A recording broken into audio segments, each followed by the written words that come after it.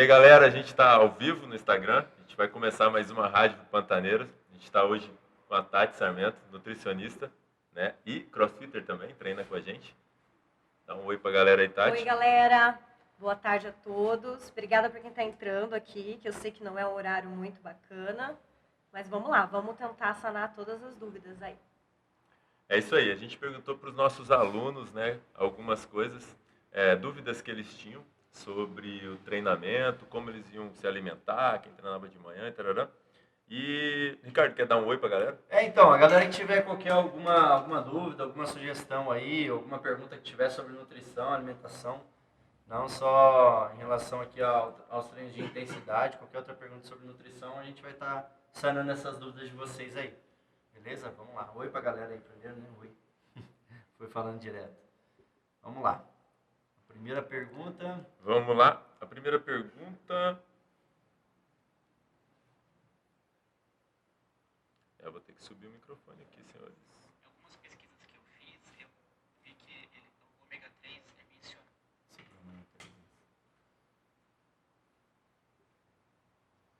Oi, coach. Bom dia. Felipe Augusto. A minha dúvida é sobre ômega 3. Em algumas pesquisas que eu fiz, eu vi que o ômega 3 é mencionado até no curso do Level 1 da CrossFit. Gostaria de perguntar para a Tati, para que ela falasse a respeito de quais são os benefícios do consumo de ômega 3 para quem pratica CrossFit e qual o melhor horário para ingerir o ômega 3. Tá certo? Obrigado. Só um pouquinho que o pessoal ali, eu acho que não escutou nada, não precisa só o microfone. Então, o Felipe está perguntando sobre a utilização do ômega 3 durante o treinamento, enfim, influência desse suplemento aí durante o treinamento. Bom, o ômega 3 hoje é considerado um recurso ergogênico. Ele ajuda muito na performance esportiva e principalmente como um forte modulador de inflamação. Nós não devemos bloquear uma inflamação, porque é uma resposta adaptativa do treino. A modulação ela faz muito bem para ajudar na recuperação. O grande lance é a dificuldade de achar um bom ômega 3. Né? Então, a quantidade de DHA tem que ser interessante, no mínimo de 600 miligramas ao dia. Seria uma dose bem bacana para quem é diabético, porque ajuda na captação de glicose para dentro da célula, ajuda na parte cognitiva, então toda a nutrição cerebral, né, como um todo, então evitando aí qualquer doença neurodegenerativa. E também, o mais importante é quando a gente vê uma pessoa com os parâmetros de inflamação alterados, né, que com os exames a gente consegue observar. Tem vários parâmetros de inflamação, mas assim, mais comum de se pedir é a proteína C reativa, ultrassensível. Então, o ômega 3 atua muito nisso. Principalmente porque dentro do nosso treinamento a gente treina em alta intensidade, então o corpo fica muito inflamado mesmo, então é excelente a utilização do ômega 3 aí, só procurar mais qualidade dentro desse suplemento. Isso, e respondendo já a pergunta do horário, é interessante que seja longe do horário do treinamento. Como ele é um potente anti-inflamatório, a pessoa que treina de manhã, então seria interessante ela tomar depois do almoço, depois do jantar, né, e não depois do café da manhã, se for para escolher um horário. Então, seriam os melhores horários para se tomar um ômega 3. E qual que é a quantidade que seria interessante? Isso vai depender de quê? De preferência que seja um super ômega 3. O super normalmente vem com uma quantidade de DHA. O ômega 3 é a soma do DHA com o EPA. O que tem que ter em maior quantidade é o DHA, preferencialmente. Né? A maioria não vem assim. Então, a gente tem que ficar adequando as dosagens para que possa chegar a 600 miligramas por dia desse DHA. Perfeito, essa é a pergunta do Felipe, né? Ele fez essa pergunta. A gente tem uma pergunta também de uma pessoa que treina das 20 às 21, né? Nossos treinos são de 1 hora, ela treina das 20 às 21. E a dúvida dela é se ela dá mais ênfase no pré-treino ou no pós-treino, né? Se é melhor para ela jantar no pós-treino ou utilizar um suplemento como a whey, por exemplo. Tá. Eu vou dizer o que eu faço para mim, tá? Eu treino às 20 horas, normalmente, então eu faço uma refeição mais interessante antes do treino, rica em carboidrato, preferencialmente complexo, como os tubérculos, mandioca, batata doce, inhame, cará. E pós-treino, para não prejudicar a qualidade de sono, tomar algo líquido. Então, seria interessante, nesse caso, um whey pós-treino, um whey de boa qualidade pós-treino. Quando você fala em prejudicar a qualidade do sono, você está falando de ingerir proteínas de dificuldade de digestão, de mais difícil de digestão? Alimentos sólidos em geral, principalmente difícil de digestão, eles tendem a prejudicar a gente chegar à fase REM de sono, que é a fase mais profunda. Então, tem alguns estudos que mostram, interessante seria 3 horas antes de dormir. Então, não dá nesse caso dessa pessoa que treina às 21. Comer a última refeição sólida. Então, é uma estratégia interessante comer uma refeição bem elaborada antes e deixar o suplemento depois. Ah, excelente. E Ok. quando a gente fala, Tati, uma pergunta bem corriqueira no período da manhã aqui, do pessoal que treina às 6 horas, 7 horas da manhã e não consegue ingerir alguma coisa antes do treino ou não dá tempo, enfim. O que você aconselha para esse pessoal aí? Olha, utilizar nesse durante- caso, eu aconselho fazer uma boa refeição na noite anterior para aumentar o armazenamento de glicogênio, que é a nossa energia, né, durante o treinamento. E se essa pessoa não tem, ela não tem o hábito de comer, então é melhor não ficar insistindo, porque pode diminuir o rendimento esportivo dela. Então não comer nada, porque o pós-treino ele é mais importante do que o pré-treino, né? Ele que vai ajudar na recuperação. Então fazendo um bom armazenamento de glicogênio, com uma boa quantidade de carboidrato. Aí depende muito do paciente, vai de 1 a 4 gramas de carboidrato por quilograma de peso, isso na noite anterior. E daí no outro dia ele vai conseguir treinar normalmente. Então, uma boa refeição na noite Uma anterior boa refeição na noite anterior. e um bom pós-treino também, né? Isso. Nesse período aí da manhã. E o pós-treino, é importante lembrar de que ele não é somente depois do treino. Com o treinamento de cross, você precisa de 3 em 3 horas depois do treinamento manter esse nível energético, tanto estrutural. A gente tem um período longo, né, onde o corpo está buscando, principalmente gastando caloria durante um O período EPOC, longo. a gente precisa... Exatamente esse gasto calórico Isso. pós-exercício. Como a gente treina em alta intensidade, tem um gasto calórico muito maior ali nas primeiras 24 horas depois do treino. Pessoal, lembrando, façam perguntas pelo Insta também.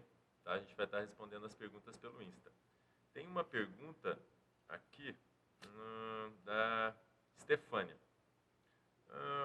Gostaria de saber os benefícios do uso da biomassa de banana verde e o que seria um bom pré e pós-treino para quem treina à noite. Tá. Eu até respondi isso, acho.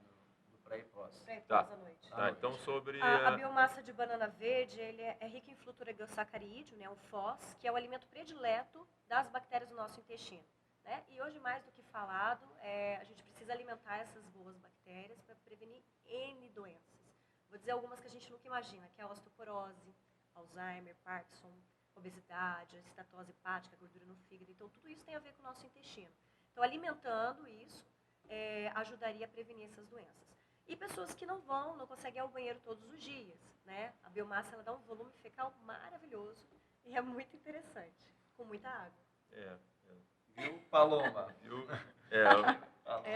É? Isso vai ajudar. Isso ajuda também, quando a gente fala de recuperação do intestino, ele está ligado à performance também? A performance? Sim, com certeza. Tudo que se fala de inflamação, a gente tem que pensar no intestino. E existe um eixo que é intestino, cérebro e sistema imune. Um anda com o outro. Quando um anda com o outro. Quando um não está bom, o outro também não está bom. Por isso que a depressão começa a ser tratada pelo intestino. Então, se a gente for pensar na parte cognitiva, parte de disposição, recuperação, com certeza o intestino tem. E já tem muitos estudos mostrando aumento de performance com probiótico. Legal. O Marcel, ele tem uma pergunta. Tem um horário mais adequado para tomar creatina? Creatina, na verdade, não tem horário. O que a gente preconiza junto com carboidrato para sinalização de insulina, ajudando na absorção. Mas horário específico não, porque ela é saturada, né? Não vai ser usada no dia ou no outro dia. Ela demora um pouco para ser utilizada. Então, junto com carboidrato, aí a gente acaba colocando pré ou pós, mais para o paciente não esquecer do que por uma estratégia de suplemento, de horário. Fica mais fácil, e realmente fica mais fácil, tá? Eu uso creatina e... Eu coloco pro Igor também pós-treino. Quando você se organiza para ser em um horário específico, a chance de a gente não tomar é mais.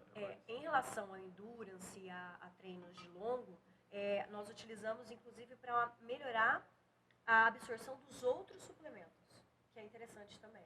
Você vai fazer um whey, uma malto, uma dextrose, né, qualquer outro suplemento, é interessante. Legal. O Marcel também tem outra pergunta. Para ajudar na reparação muscular, o que é mais indicado? Glutamina ou BCA? Marcel, osteopata? O Marcel é osteopata. Marcel, a gente quer fisioterapeuta. você aqui, Marcel. Exatamente, Marcel. Ó, na próxima Sabe você. muito, Marcel, sobre osteopatia. É isso aí. Ele quer saber qual é mais indicado para reparação muscular. O quê? Perdão, Alex? Glutamina ou BCA. Na Aham. reparação muscular, o que é mais indicado? Reparação nenhum nem outro. Nenhum nem outro. Não, o grande lance do BCA, que é né, uma controvérsia, existe muita polêmica em cima disso, mas eu falo que tudo existe polêmica hoje, né? Whey pré, pós. Eu gosto sim do BCA, mas eu uso sempre como estratégia de diminuição de fadiga central, porque ele compete com outros aminoácidos na barreira hematocefálica. Então a gente diminui, a gente fica mais disposto mentalmente. Então, essa é uma ótima estratégia para quem fica bocejando durante o treino. Como sinalização de síntese, o que manda é a leucina. Então, se não adianta ter uma sinalização e não comer. Então, a gente consegue fazer uma sinalização com comida. Né? E realmente, o BCA ele vai ajudar na recuperação? Ajuda quando tem substrato. Porque muita gente fala que sente melhorar a recuperação com o uso de BCA. Né? Mas o grande lance é a leucina. A glutamina também está surgindo aí, né? Tem gente que é a favor, tem gente que é contra.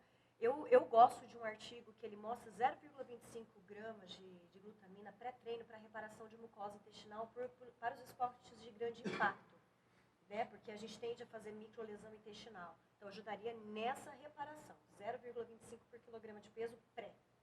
Né? E aí foi feita uma meta-análise para a modulação de imunidade, seria 5 gramas pós, depois de 2 horas, mais 5 gramas. 5 gramas pós-treino, depois mais 5 gramas. Foi o que ganhou assim, na meta-análise. Ricardo, tem alguma pergunta da galera aí? Não, aqui ninguém perguntou, mas eu tenho uma pergunta aqui pessoal mesmo.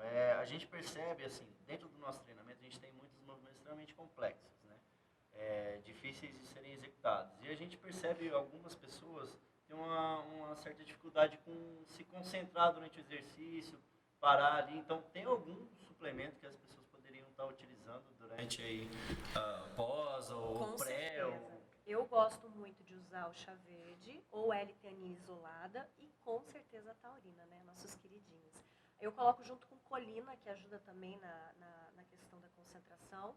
E eu uso alguns ativadores mitocondriais, que a gente tem muita mitocôndria no cérebro, né? Então a gente precisa melhorar a parte de energia cerebral, não só a queima de gordura corporal, e então o ativador ajuda. Como a coenzima Q10, que a gente acha no feijão azuki, nos peixes, o ácido alfa-lipóico ajudaria nisso também, né? Interessante, né, E pessoal? a taurina é maravilhosa. A taurina é taurina. considerada um antioxidante. Ela é hepatoprotetora, então ela protege o fígado e é maravilhosa para quem tem fadiga sem causar palpitação. Eu não sou a favor de falar que taurina causa palpitação. Cafeína sim, mas taurina não. Excelente. Tem uma pergunta aqui do Matheus Ribeiro. Quais as dicas de alimentação para o ganho de massa muscular de pessoas magras, tipo eu, Né?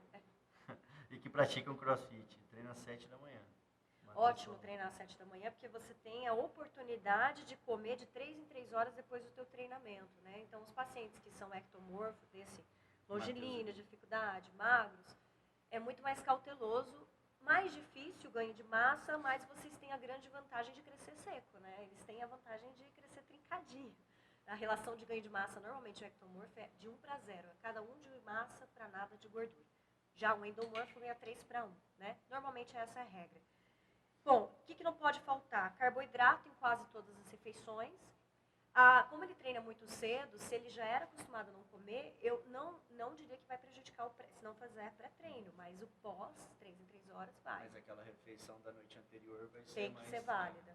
E proteína de alto valor biológico, preferencialmente. Mas o problema da proteína é frequenciar ela e não comer tudo junto, porque senão prejudica o intestino. Aí vai piorar o estado inflamatório desse paciente. Então, até 0,4 gramas de proteína por quilograma de peso por refeição. Isso dá muito pouquinho quando eles fazem, quando a gente faz o cálculo, né? A gente fala muito da palma da mão, comer isso aqui, ajuda. Uma boa referência. O Thalisson, professor, ele é professor nosso, ele tem uma pergunta. Eu vou colocar aqui no... Pede para ela confirmar pra gente se eu dizer aí, pro pessoal que treina o cross, né? Se na hora de passar a dieta para eles, ela geralmente deixa o índice de carbo maior ela evita de deixar o carboidrato muito baixo por conta da alta intensidade do treino, né? E se é assim mesmo, ou se ela faz dietas low carb para quem treina CrossFit, como que ela faz com relação a a quantidade de carboidrato na dieta? O Thaleson perguntou em relação ao carboidrato, né? A utilização de carboidrato, se vai baixar ou não durante o período pós-treino, o pré-treino, como que vai funcionar, né? Tati? O low carb ao longo do dia, né?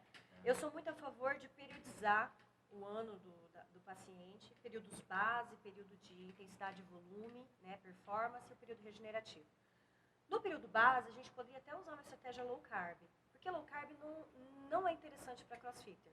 O low carb vai gerar queda na performance, mesmo que você coloque um carboidrato perto do treinamento, que daí nesse caso seria uma opção, fazer low carb o resto e carboidrato perto, ainda você corre o risco, dependendo do caso, de perder massa magra. Isso, desculpa te atrapalhar, mas é visível isso nos treinos de quem... E queda de performance, exatamente. Passa mal, tem hipoglicemia. Eles cortam mesmo e é visível começa isso a no produzir rendimento. cetose. Exatamente. Agora, se nós fizermos no período base e o treinador está sabendo disso, olha, eu vou pegar menos carga essa semana porque eu estou no período base, ótimo, faz biogênese, ajuda muito, principalmente se trabalhar a cetogênica. Tem um artigo muito bacana mostrando a alternância, vamos dizer assim, da cetogênica com a high fat. E isso melhorando a parte cognitiva, a autofagia, que é a capacidade de comer as células cancerígenas, vamos dizer assim. Então, tem muito benefício, mas tem que ser colocado num período de treino correto, certo? E uma observação também, para a gente debater isso, isso também depende de cada organismo. Né? Depende de cada organismo. Às vezes eu vejo alguns alunos se sentindo muito bem treinando em jejum de manhã ou treinando com baixo carboidrato, outros não. Né? Isso vai depender muito desse período. Então, na verdade, o que vale mais mesmo é entender, né, a realidade desse aluno, como é a rotina dele, o quanto ele treina de intensidade. Né? Alguns alunos estão começando e fazem low carb, eu vejo às vezes tendo um resultado de perda de peso, que é a única coisa que ela está buscando no treinamento.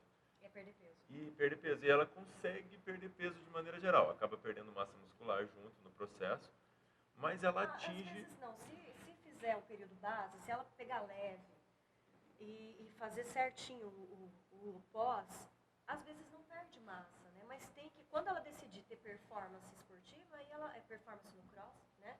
Ela vai ter que aumentar um pouquinho esse suporte de carboidrato. No início, os alunos acabam não tendo essa capacidade da intensidade, a gente também não deixa eles colocar carga, porque os movimentos não são bons, então a intensidade ainda é bem moderada, bem leve, e aí ele consegue, né, se manter treinando como se fosse uma atividade de baixa intensidade, uma duração média, com baixo carboidrato. Né? A performance realmente cai quando já é um aluno mais avançado. Né? Tem uns que se adaptam muito. Eu tive um nadador que eu fazia no período base sempre cetogênica com ele se dava muito bem. A performance dele subiu um monte na base, na cetogênica. Então é muito de cada indivíduo. Adaptado, somatotipo. Legal, a gente tem mais uma pergunta. Né? Não sei se a gente respondeu essa pergunta. Alex, sabemos que hoje em dia temos muitos modismos nas dietas. Até onde vale tirar a lactose e o glúten da alimentação?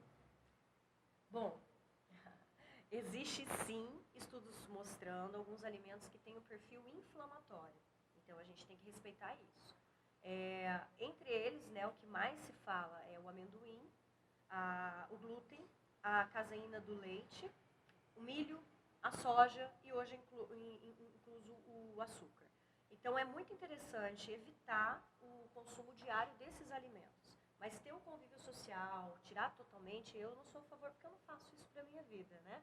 Eu acho que a gente tem que ser muito realista, senão o paciente, a pessoa fica alienada, não tem convívio, não pode comer nada. Também, né? Se ela estiver, assim, vamos dizer, num termo mais popular, limpa, né? Ela sem inflamação, super bem, por que não? Mas tem gente que tem alta intolerância, sente inchaço, sente dor de cabeça, gases intestinais com esses alimentos. Então não é que é modinha. Sim, eu realmente acredito que exista muita modinha, mas a gente tem que individualizar bioquimicamente isso daí. Respondi? Eu acho que respondeu sim. Sim. Com relação a o que mais, na sua opinião, o que mais vale no processo de emagrecimento? Você... Hã?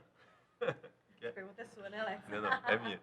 É porque é a pergunta mais corriqueira, né? As pessoas buscam hoje atividade física, acho que a maior busca no Google de informação é sobre low carb, sobre alimentação e sobre emagrecimento. Essa busca, qual que é o ponto inicial que você vê no seu dia a dia de consultório? O que funciona mais? Quais pessoas que têm mais resultado? Qual é o perfil? O que elas fazem? Como elas agem? Né? Que você mapeia nesse processo? Vamos ver se eu entendi sua pergunta. A adesão, eu vejo o percentual de adesão ao plano, quando a gente calcula um plano alimentar de acordo com a massa magra daquele indivíduo, principalmente. O que ele vai comer de carboidrato, proteína e gordura. Quando ele tem uma adesão de 80%, ele consegue um resultadão. Eu estou dizendo aqui, as jacadas, os escapes, eles prejudicam sim, mas a velocidade de progressão é de cada um.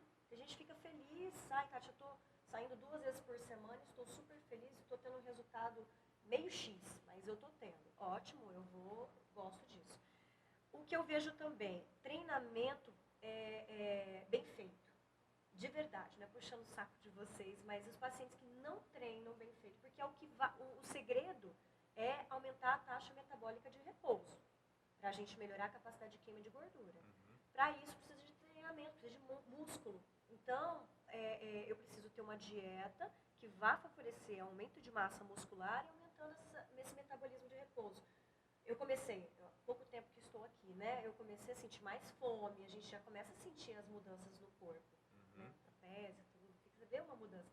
Isso aí, com certeza, aumenta a capacidade de queima. Então, às vezes ele tira todo o carboidrato e passa mal e não dá andamento, não recupera e começa não gosta, porque dói a semana toda, porque tem baixa recuperação. Tem todo... Eu respondi? Eu acho que sim, porque o que eu acreditava também que é a adesão, né? Que é você... não deixar de fazer de maneira geral. Eu tenho 7 dias na semana, vamos colocar numa contagem simples. 5 dias e final de semana o dia inteiro, isso não funciona. Você também, eu vi ontem uma publicação num treinador que eu sigo, ele falando, né, que o que ele acreditava que o maior problema era as pessoas estarem num consumo de energia, né, de calorias. Durante a semana, entre 1.500 e 2.000 calorias, às sexta, sábado e domingo, começava a subir. Eles fazem super compensação. Quase dobra. E dobrava, e aí perdia todo... preparando uma maratona. Exatamente. Na verdade, não é. São pessoas que não treinam nem com tanta Toda intensidade. segunda-feira está sempre o mesmo. Então, não faz sentido também, né? Por mais que para aderir eu preciso fazer algumas coisas, eu gosto de pão, né? Eu como pão de vez em quando, mas isso não é uma rotina. Eu gosto de pizza, eu também não como pizza toda semana, mas então, esse equilíbrio é o que mais importa. É o que mais importa. Mas é isso, de uma maneira geral. Não fugir o final de semana inteiro, principalmente. Segue certinho, treina certinho até sexta e começa na sexta-noite até domingo. Não funciona. Então, o percentual de adesão, né? E a adesão também é no treinamento, né? A gente vê e o CrossFit ele funciona, tem funcionado bem, porque as pessoas se identificam. Quem não se identificam, eles acabam buscando outras atividades e para nós também percebemos que a adesão é o ponto-chave para ela continuar, melhorar, né? Melhorar fisicamente. Deixa eu ver se eu acho alguma Regina. Pergunta. Tem uma pergunta muito legal aqui, que está perguntando, a gente vai ter no final de semana uma competição, né, de CrossFit aqui em Campo Grande, e alguns alunos nossos vão participar. E eu queria saber de você a pessoa perguntou se ela aumenta o nível de carboidrato, a quantidade de carboidrato. Eu sugiro bastante o aumento do carboidrato, principalmente 3 dias antes, e muita água. Principalmente que nós estamos no período seco. Então, pelo menos um mínimo de 35 ml por quilograma de peso de água. 3 dias antes. E Depende muito do horário, né? Se essa pessoa, a competição vai ser de manhã e ela é habituada a treinar de manhã, ela não vai mudar o ritmo de alimentação dela. Agora, se for de manhã e o paciente está acostumado a não tomar café da manhã, a pessoa, né? E treinava à noite, então talvez uma utilização de uma palatilose antes da competição ajudaria bastante, porque ela não está habituada, para não passar mal, mas nunca testar no dia, né? Teria que testar ainda essa semana para ela ver se sente bem. Isso é uma dica fantástica. Essa dica de testar na semana ou testar no mês, antes do treino, algum suplemento, alguma estratégia, né? Isso é muito importante porque a gente viu em algumas competições, não só nossas, a gente na nossa experiência também. O primeiro suplemento que eu tomei na minha vida foi um pó de guaraná. E eu não consegui jogar um campeonato de vôlei de quadra porque eu tomei pó de guaraná. Eu não conseguia me concentrar. A gente já viu isso nas competições que a gente fez Isso na aqui. competição de cross. Que a galera As começa a meninas, utilizar um dia antes ou no Passa dia. mal, Gente, não toma na façam hora. isso. Não Tomem façam taurina, isso. mas não toma cafeína em alta dosagem. Né? Porque aquele anseio de bem, né? De ter mais força. Exatamente. Tem sim estudos mostrando cafeína para aumento de força, que é interessante, mas não, testar no dia não vai dar bom. Eu sou Não contra faça a alta isso. dosagem. Não faça isso. A gente quando usa cafeína fica muito, imagina, treinar numa competição de crossfit alta intensidade com um acelerador Tem tão que testar as potente. estratégias antes. Utiliza o que você já vem utilizando frequentemente. Richard, tem alguma pergunta aí da Acabou galera? de chegar uma pergunta aqui do Matheus. Tem dificuldade em saber o que comer entre as refeições de café da manhã, almoço e janta. O que é interessante comer na correria? Então ele não tem tempo. Tá, peraí, ele quer. Ele quer saber o que ele come entre o café da manhã e o almoço, entre o almoço e a janta, porque ele é muito corrido. E ele, Na verdade, foi isso que eu entendi. treina algum Ele treina horário? aqui, é o Matheus, que treina às 7 horas da manhã. Ah, Falou aquela hora lá. Tá. Quer ganhar massa muscular. Tá. Bom, a gente tenta sempre dar o alimento, né? Parece um blá blá blá, mas não existe nada parecido. Nenhum suplemento vai substituir, porque a gente tem uma sinergia maravilhosa de fibras, antioxidantes. E então, se a pessoa não consegue se organizar, levar, a gente tenta então trocar por algum suplemento de boa qualidade. Né? Então, talvez, como ele treina de manhã, seria uma boa estratégia colocar um whey no lanche da manhã. Talvez um hipercalórico caseiro, posso depois, se vocês quiserem, passar uma receitinha, uma tarde, mas depende muito do cálculo do plano, porque falar assim fica muito solto. Depende do cálculo, depende do somatotipo, depende da composição, do nível de treinamento, do do dia a período. dia, né? Porque às vezes o hipercalórico vai engordar, né? Então, eu falo porque é bacana, a gente faz um mixzinho de hipercalórico caseiro, que a gente consegue colocar bastante fibra, antioxidante, além do macronutriente. Né? É isso? É isso. E aí, Matheus? Respondeu a pergunta? Não sei se respondeu, hein, Matheus, mas é muito individual isso, esses lanchinhos. Ele processo de emagrecimento? Eu não lembro do Matheus. Não, o Matheus, ele é magro e ele quer ganhar massa muscular. Qual o melhor tipo de whey? A Ana perguntou aí, isolado, concentrado, hidrolisado. Ana, eu gosto muito de prescrever um hidrolisado com isolado por conta dos receptores que nós temos no intestino. Então, aumenta muito a absorção quando a gente faz esse bem bolado. Posso falar marcas aqui? Não. Pode, Não. sim, sem problema nenhum. E eu gosto, sou super a favor de colágeno sim. Eu sei que também entra no outro mérito, mas acredito que, como a gente tem 30% da nossa massa magra, a gente tem artérias, retina, a gente tem não só músculo e derme, o colágeno ele ajuda muito nesse processo. Eu sempre faço a analogia de que nosso músculo é o tijolinho e o cimento desse tijolo é o colágeno. A gente precisa. E a gente tem a parte orgânica e inorgânica do osso, que envolve colágeno. Né? Não só o peptídeo, o C2, que é mais para a parte inflamatória. Enfim, um whey de boa qualidade, eu gosto de fazer esse mix de hidrolisado, isolado e um colágeno, que ele seja adoçado de forma natural, preferencialmente com estévia, e, se possível, ter algo a mais, né? Um fitoquímico, uma cúrcuma, uma canela, um cacau, uma fruta vermelha liofilizada. Pode falar. Concentrado não. Concentrado, vamos lá.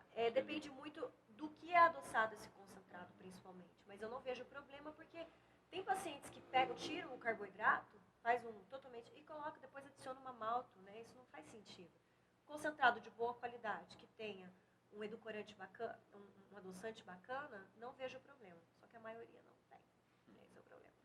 O Rafael perguntou aqui, mas eu acho que você até respondeu, mas seria interessante falar de novo. Ele quer saber qual que é o cálculo ideal aí para ingestão correta de água em relação à massa corporal. 35 ml por quilograma de peso. Então, você pega o teu peso e multiplica por 35. Essa é a quantidade de litros de água, Vai dar ml, vai sair bastante, ml, Rafael. que você precisa tomar. Exatamente. É isso aí. É isso, as perguntas aqui foram. Acho que a Joyce tem mais uma pergunta aqui. Deixa eu ver se eu lembro se é essa aqui. Peraí. A questão dos antioxidantes, faz bem ou faz mal tomar perto do treino? Olha, a questão dos antioxidantes, até fiz uma postagem esses dias. Quando a gente tem uma alta dosagem de antioxidantes, ele pode sim inibir uma resposta adaptativa do treino, mas principalmente os aeróbios, uma corrida, não o crossfit, né? Se a gente tem, por exemplo, um exame de gama GT, que é um parâmetro de antioxidante bem bacana, que muitos médicos pedem para ver saúde de fígado. Se essa gama GT estiver acima de 16, normalmente esse paciente ele tem uma carência de antioxidantes. Então, por que não fazer essa administração, essa modulação? Eu sou a favor também dos mais naturais, né, alimentos fitoquímicos que vão ajudar, mas não sou contra antioxidante no esporte. Quando eu quero uma resposta bem interessante e adaptativa para o treinamento de longo, aí eu evito o antioxidante, mas nesse caso do CrossFit eu não vejo problema. Tem uma outra pergunta ali da Grazi. Creatina para mulher, hein? Desculpa. Não, eu achei que ia ser complementar. Não, a Grazi perguntou se creatina para mulher é indicado. Super. Depende do período, mas a creatina hoje é maravilhosa. E o cálculo seria o mesmo? Então, depende. Se a pessoa ela usa algum tempo já, a gente pode até fazer aquele processo de saturação, né? De 0,3 gramas por quilograma de peso. Eu gosto de começar sempre com um pouquinho, até porque eu uso muito creatina para a parte cognitiva também. Então, 0,03 gramas por quilograma de peso, eu uso um ciclo de 20-20 ou 30-30. Se necessário, perto de um período competitivo, eu estendo um pouquinho mais. Legal. A creatina é maravilhosa. Ainda continua sendo. Eu lembrei agora de uma pergunta que o Rogério fez. Ele perguntou se a utilização constante de suplementos de maneira geral, né? Suplementos, creatina, BCAA, glutamina, whey, se isso usado 5, 6, 7, 8 anos, você já conhece algum estudo que isso pode, você precisa ciclar, você precisa parar um período, você tem alguma Por isso alguma dá a coisa importância de ser suplementos de boa qualidade e ver se realmente é necessário o suplemento. Eu tenho uma visão um pouco diferente de suplementação, que suplemento é aquilo, ou que vai modular um exame alterado, ou que vai gerar um recurso ergogênico, uma performance. Aí depende muito do que a pessoa relata. Eu tenho fadiga central, eu tenho fadiga muscular, eu tenho hipertermia, eu tenho cãibras, eu vou usar um suplemento para aquilo. Agora, se eu vejo que tem um exame alterado, eu uso o suplemento também. Então, a maioria das vezes eu uso manipulado para aumentar o grau de pureza para não acontecer uma sobrecarga de fígado, uma sobrecarga de rim. Quando a gente faz uso de um suplemento de boa qualidade individualizado, pode usar para sempre, ele não vai dar sobrecarga. Essa pergunta sobre suplemento, ela é corriqueira também. E ela é corriqueira desde quando eu tinha uma academia de musculação. A pessoa se inscrevia na academia, na hora que ela pagava a matrícula, ela falava assim, legal, eu já comprei o suplemento. Aí você fala assim, tá, mas espera aí, né? Você já comprou o suplemento. Então, quando a gente fala de emagrecimento, o primeiro passo é conversar com a Nutri. A gente pede sempre para não comprar nada antes do primeiro atendimento, até porque a gente precisa ver tudo isso, o rastreamento metabólico, são sinais e sintomas, os exames, e qual é o objetivo dele, se ele realmente precisa. Porque o mercado, a indústria farmacêutica, a indústria de suplementos, é um mercado bem apelativo, né?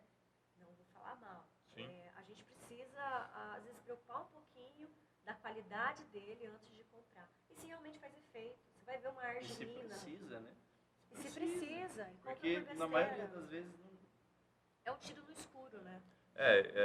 Eu estou treinando não maravilhosamente bem, mas há muito tempo já, sem uso de proteínas, sem ser, A gente consegue pela sem alimentação. ser comida, né? É só organizar o dia. Eu falo muito para os alunos nossos, primeira coisa, vai conversar com a Nutri, vai organizar o seu dia para ver o que você vai conseguir encaixar, né? Se há necessidade de suplementar. Mais alguma A gente pergunta? tem mais 2 perguntas aqui, eu acho, para finalizar, né? Tem diferença de comer... A Tatiane Alves está perguntando. Tem diferença de comer em pré-treino para quem treina no período da manhã, da tarde ou da noite? Tem. E de pré ou pós, os alimentos diferem dependendo do horário? Caramba, ela fez uma pergunta gigante, Essa é a minha complexa. secretária. Oi, Tati. Tati, ó. Obrigado, hein? Tem diferença sim, porque depende se for um almoço, um jantar, uma refeição principal ou um lanchinho. Então, dependendo do horário que ele treina, a gente vai fazendo essas adaptações. Preferencialmente o pós, ele seja mais interessante até aquele horário que nós conversamos, de 7 horas, 18 horas. Passou desse horário, então seria interessante fazer uma boa refeição pré e deixar algo mais líquido ou mesmo uma refeição mais leve pós. São estratégias, não sei se eu respondi. De pré e pós se diferem dependendo do horário? Mas já foi. Os alimentos diferem dependendo do horário? Sim, diferem. Só que assim, se você treina bem 7 da manhã, eu posso dizer que você vai precisar ainda de proteína no outro dia até 9 horas, meio-dia. Você precisa periodizar, porque você ainda tem essa necessidade de construção, você ainda está em anabolismo. Né? E a última pergunta aqui da Ana. Minha mãe também entrou. Dia de rest, vale diminuir a quantidade de proteína, carbo ou mantém igual? Eu vou responder uma outra coisa relacionada ao treino. Dia de rest também é um dia de treino. As pessoas confundem que dia de rest não é dia de treino, é dia de descansar, mas sim é um dia de treino também. Não é só restar, não vou ficar deitado o dia inteiro. Não é assim também. Mas agora em relação à nutrição, Tati. Um erro grande a gente pegar o de rest, né, que é o treino de descanso, e deixar de comer. Diminuir carboidrato. Diminuir, porque ainda você precisa, se você treina bem feito na sexta, sábado, domingo ainda você tem essa necessidade. Então não é legal cortar, diminuir, porque pode correr o risco de perder massa magra sim. Exatamente. É isso. Finalizamos as perguntas aqui. Cara, é isso, agradecer a Tati, Eu que né, agradeço. por disponibilizar o tempo dela, a gente sabe que é corrido, né, e agradecer muito todas essas informações. A gente espera que isso aconteça várias e várias vezes, Tomara. né, porque são muitas as perguntas, muitas as dúvidas de todo mundo sobre nutrição, e a gente está aqui, o objetivo, né, da Rádio Pantaneiras é falar sobre saúde, né, então, lembrando, Marcel, queremos você aqui, a gente vai trazer Marcel e a fisioterapeutas. Mária, né? Exatamente. A esposa dele, ela trabalha com ozonioterapia. Isso, ela bem vai. interessante o trabalho. Muito legal. Eu já fiz, né, tratamento com ozônio nos meus joelhos. E a gente quer trazer também o Dr. Antônio Cruz Neto. Queremos você aqui, hein, para falar sobre Oi, Kátia. alimentação, saúde, hormônios. Então a gente quer trazer o Antônio para cá também. E muitas pessoas da área da saúde. Muito obrigado. Obrigada a vocês. Eu que agradeço. Espero ter ajudado um pouquinho aí. E aceito já o próximo convite. É isso aí. Quer finalizar, Richard? Por hoje, finalizamos aqui. Na próxima conversa, a gente vai ter um outro bate-papo, provavelmente com algum outro profissional. Agradecer novamente aí a Tati, a todo mundo que participou e trouxe mais perguntas aí pra gente. Beleza? Valeu, é isso por hoje. Isso aí, um abraço. Até a próxima. Rádio Pantaneiros.